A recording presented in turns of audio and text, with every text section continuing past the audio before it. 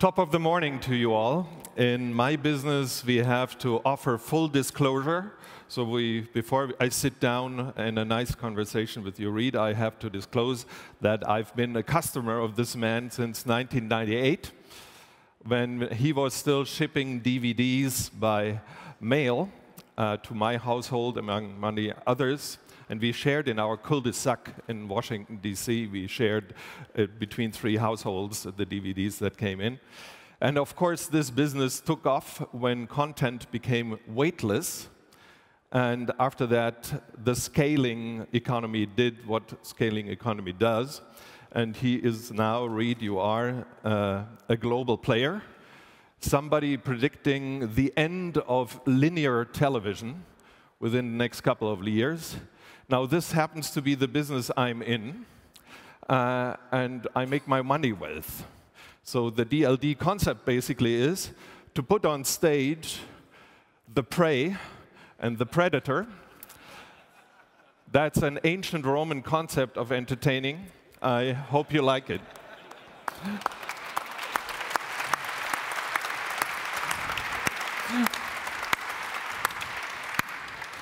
Fortunately, the prey clearly bought stock in our IPO and has been holding it for 10 years.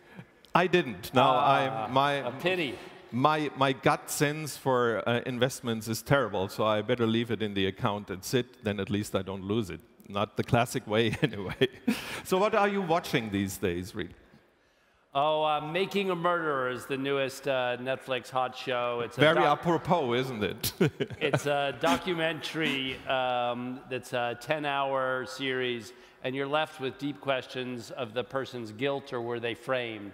And so it's a fascinating new area for us to explore. We started in fiction, like House of Cards, and now expanding into these docu-series, so it's pretty cool. When you make these decisions as a film producer, which you have become, do you follow your algorithms, which are so famous and the basis for your business model, or are you following, like the Weinsteins, your gut?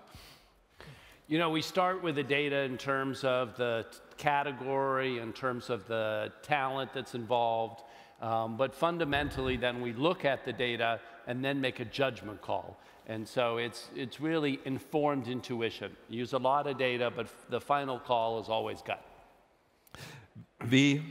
That's actually interesting, because I thought even the market capitalization of your company is largely out of respect for your algorithms. Turns out it is, at least to a big part, respect for your gut feeling. You have been an engineer.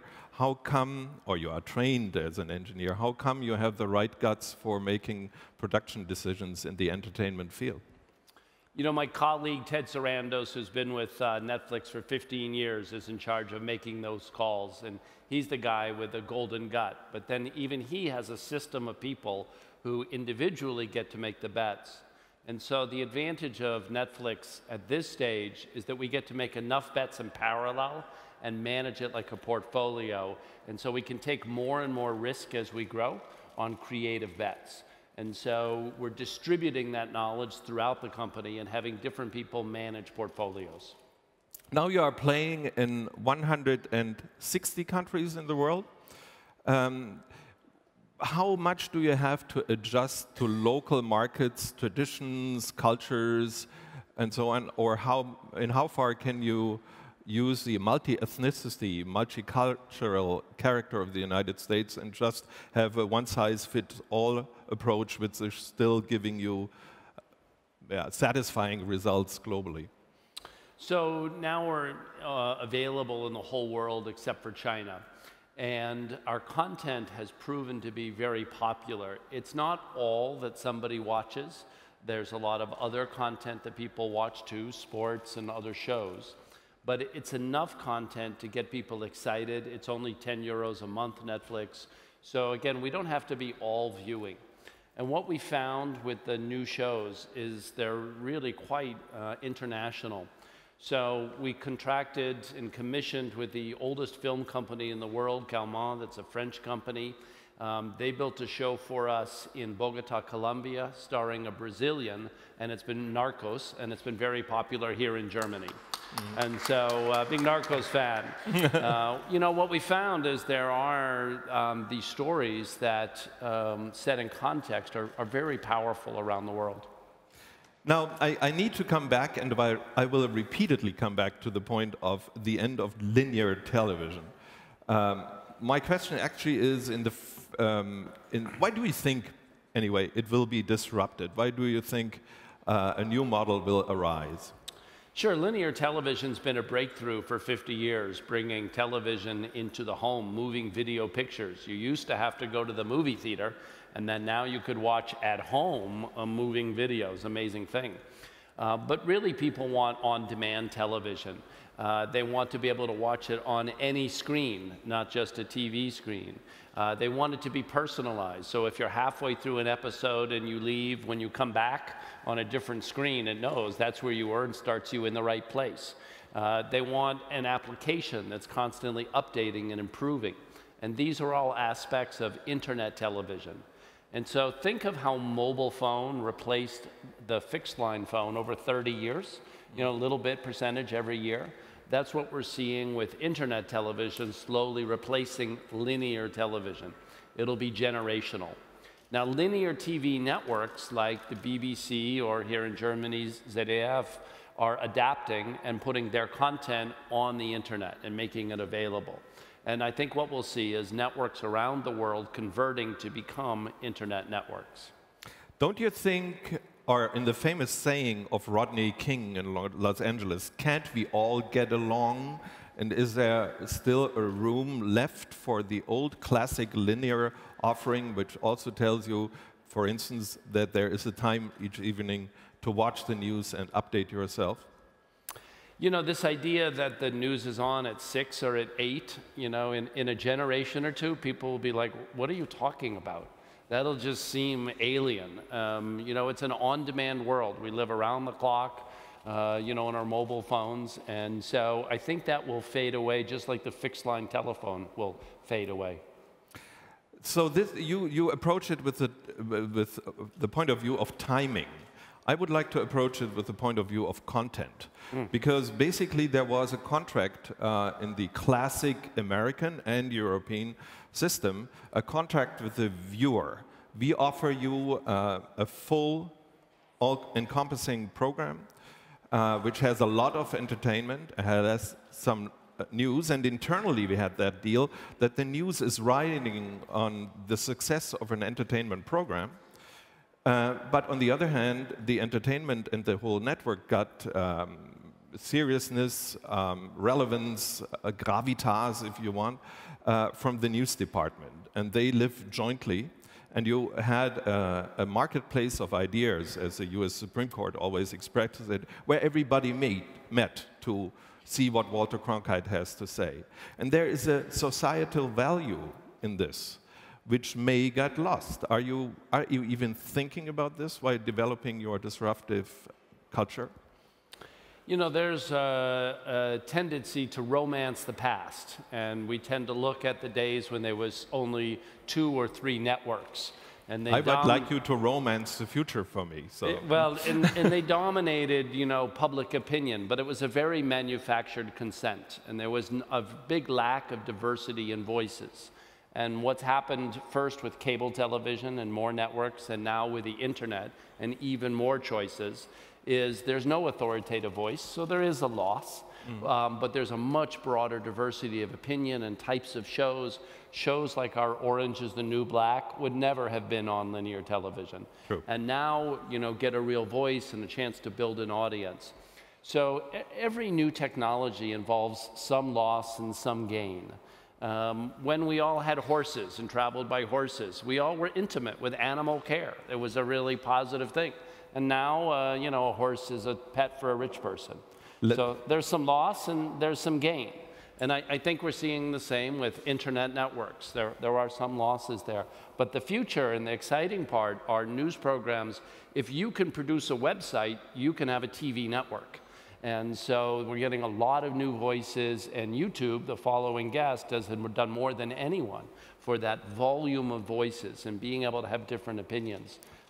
The question is, how do we aggregate information and public opinion? And there we are in a finding phase right now to find our way through that. And to not romanticize the presence, what we have found out now, looking at America, is not a more diverse marketplace of ideas. What we have found is camps yelling at each other with very little exchange. And Fox News and MSNBC, they do that not because they are following some political idea, but because they found out it pays. It is much more profitable to preach to the choir, if you want, give them what they already think is right, and then they will be a very reliable following. And in the final analysis, or even looking at the obvious, what you get is Donald Trump in the political process as one of the leading candidates. The point can be made that there is a loss of civility, a loss of political culture, at least in this finding phase, instead of having a more diverse, more interesting, more intelligent conversation in society. You may be partly responsible for that in the future. So basically, Netflix caused Donald Trump. You know, it is true that with a great diversity of voices, many of those voices we're uncomfortable with. But then the people who vote for the extreme right wings, either in Europe or in the US, there's a real anxiety. There's an economic insecurity.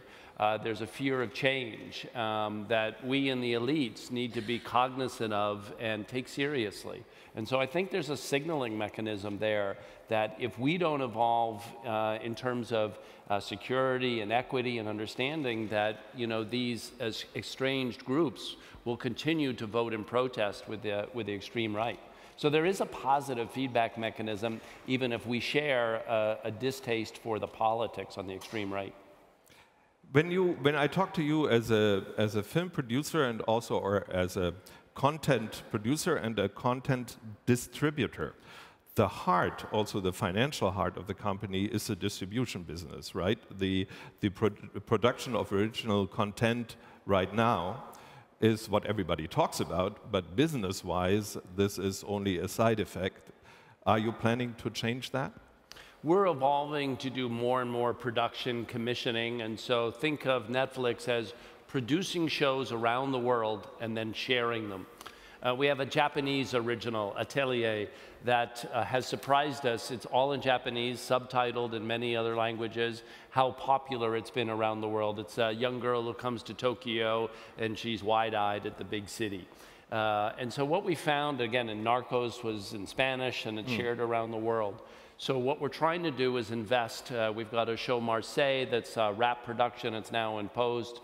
We've got a show in the UK, The Crown. And so think of us as globally producing and then sharing around the world. And that's what we want to grow into as the subscriber base for Netflix expands. You have still a big hole in your globe, which is China.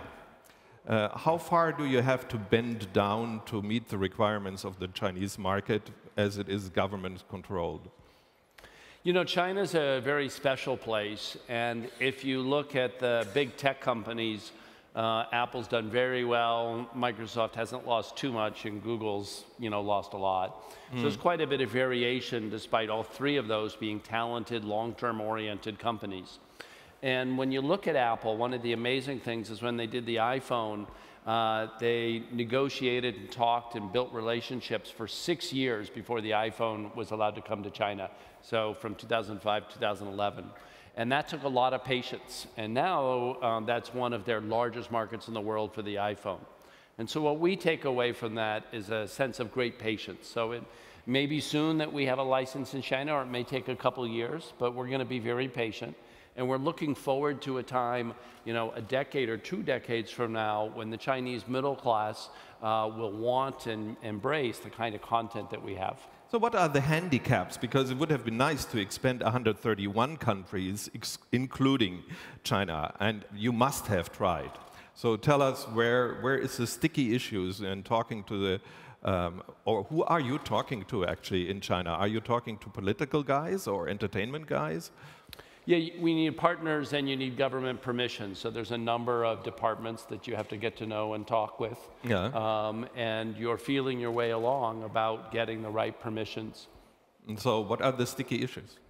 Well, the big breakthrough recently was iTunes movies are now available in China, and Disney Life is offering their service. So Little Mermaid is okay. Little Mermaid is okay. Yeah. But there are things I look at House of Cards, and I think that must be very entertaining to a Chinese audience. Some Chinese bloggers have embraced it because they think it's a documentary of American politics. It's not? Well, Bill Clinton famously said that House of Cards was 99% true. The only part that wasn't true is you could never get an education bill through Congress that fast. Speaking of foreign markets, and this question was given to me by somebody who is half my age and also my daughter. Why are you planning to do this tricky thing and preventing proxy server usage of your American services? That's a very mean thing to do for very open-minded young people in Germany. Yeah, we hate doing it. It's a studio content owner rule. So if we license the content, say, for Canada, then someone else has bought the license for Germany. So we're not allowed to have Germans access that content unless we pay for it. So the solution is for us to pay for a global license. And that's what we're moving towards. Now that we've got the global expansion, we can pay for the global license and make all the content available. Because we recognize VPN usage comes because people want to see content and they're willing to pay for it. You know, they're honest, good people. And so we need to get there, but we need to get there by paying the content owners the right amount. Right, and in the intermediate phase, you have to make a bona fide issue to prevent the proxy user, That's right? Okay. I was talking from the point of view of public service broadcasters, which is a very unique European or German both model. We also have to look, of course, at the commercial broadcasters in Germany, whose business model it is to provide basically nice content, catching a huge audience, and then renting it out to the advertising industry. So that is how that works. This is definitely doomed, right? Because they are not even subsidized by mandatory contributions. So they will go out first, and you take their place in the time budget for entertainment.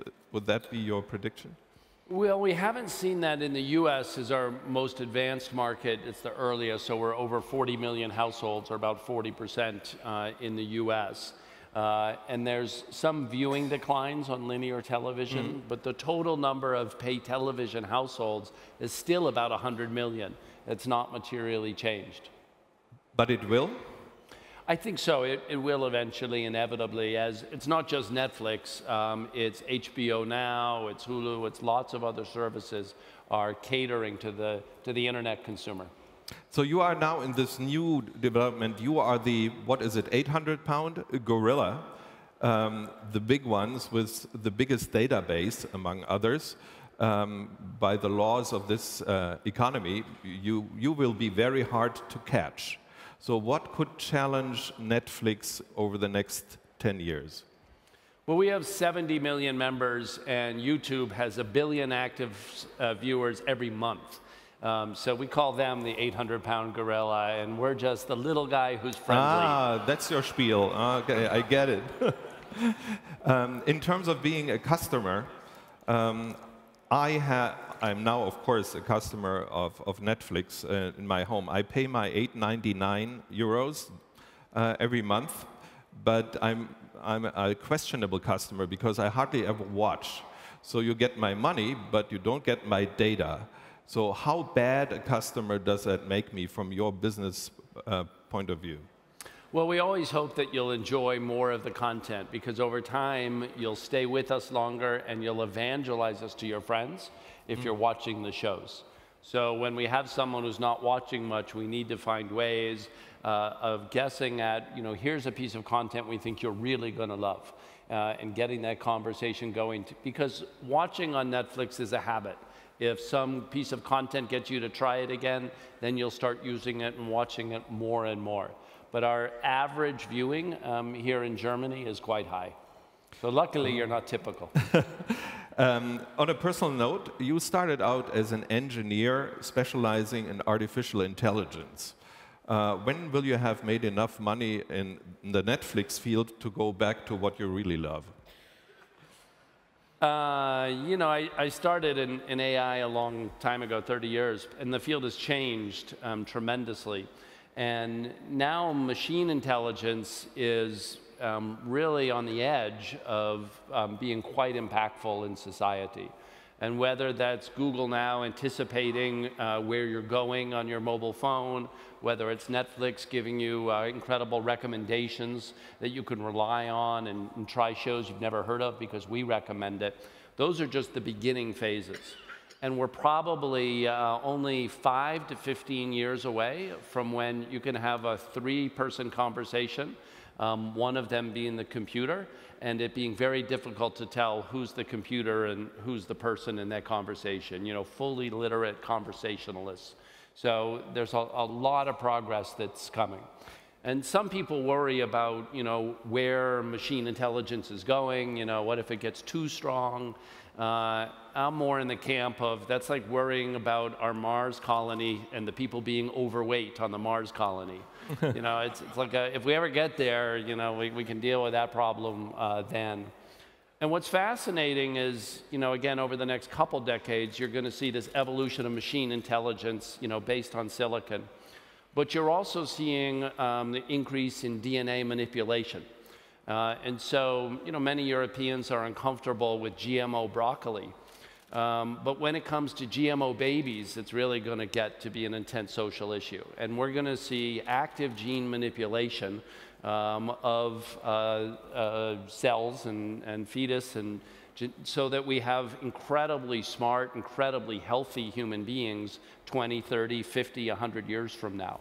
And so you can think of it in terms of the future of intelligence as a race between biological or carbon-based life forms and silicon machine intelligence life forms. And both are rapidly improving. There'll be some interplay between the two.